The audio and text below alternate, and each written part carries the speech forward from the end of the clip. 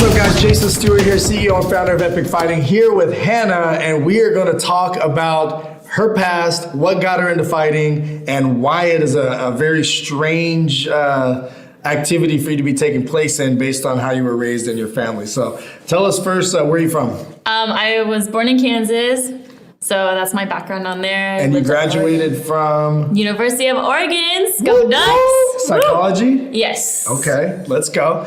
And big family? Yes, there's 8 of us. 8 of you grew up. None of them are into combat sports. No, bless them. They support it, but they don't really, quite. They're like, wait a minute, you were raised in a good environment. Like when is that? Like, oh, isn't that brutal? But then, I teach them more. So once they find out there's technique. So why do you fight though? I mean, you're really into yoga, you're really into hiking and the beach, you're an outdoorsy type person who, you didn't grow up with, it doesn't sound like a lot of like tragic struggles or things like that. Your family took care of you. Yeah.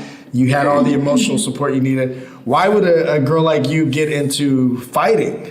I love the mental part of it, like that moment where you're just putting it all out there. Like you can't describe it in any other way. It's just like that moment where like all your training, like what you do for fun, like you can push yourself, like the limits is in that moment. So self-challenging. Yes. So what were you into to where you stumbled upon martial arts? Well, I was kind of on a fitness track because, I was a little overweight. Like I grew up with asthma, so it kind of just like stayed and then but I was like... You've lost weight. Oh, yeah. Yes. I've definitely lost weight. Like how much is that? Just so people can get a feel. I think I was like 180 when I was like, all right. And what weight are you going to be fighting at? 135.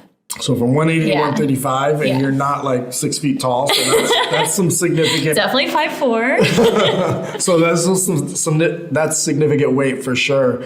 So you're on this fitness journey, and you're trying to challenge yourself on a fitness level. Yeah. And what do you stumble across? Muay Thai, Jiu-Jitsu. Jiu-Jitsu. I was like, and you add self-defense, and then every day when I was training for Jiu-Jitsu, which I love, my coach John X, he was like, Hannah, like.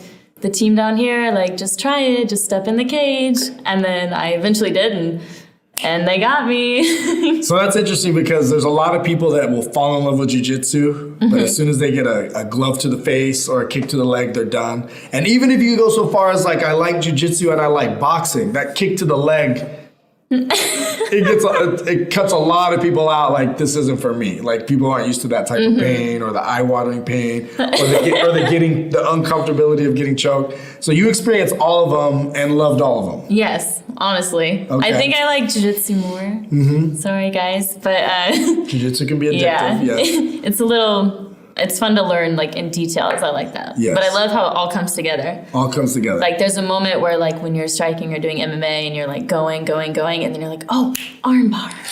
Like, where you just use that. I like it. And so getting into the cage to fight someone, because people don't understand, this is it can be very spiritual. It can be it can be a huge growth experience.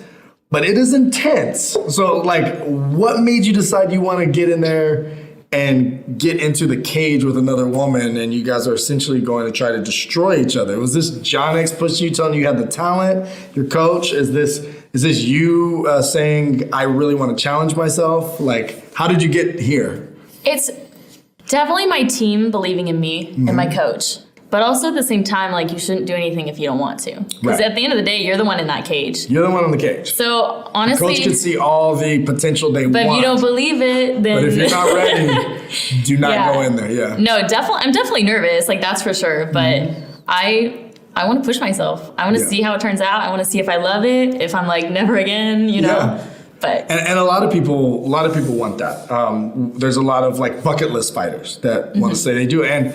it's kind of like the old Fight Club adage, like, how much could you possibly know about yourself if you've never been in a fight? Well, a lot of us aren't going to go start a street fight. So this is against an actual trained opponent, the ultimate challenge. Yeah. And then some people do it and fall in love and make it, want it to be their career. Where do you see the future of your martial arts? Still up in the air? Do you have somewhat of an image? I think it's still up in the air. Yeah. Like, as long as I'm enjoying it, I'm the kind of person I'm just going to go with it.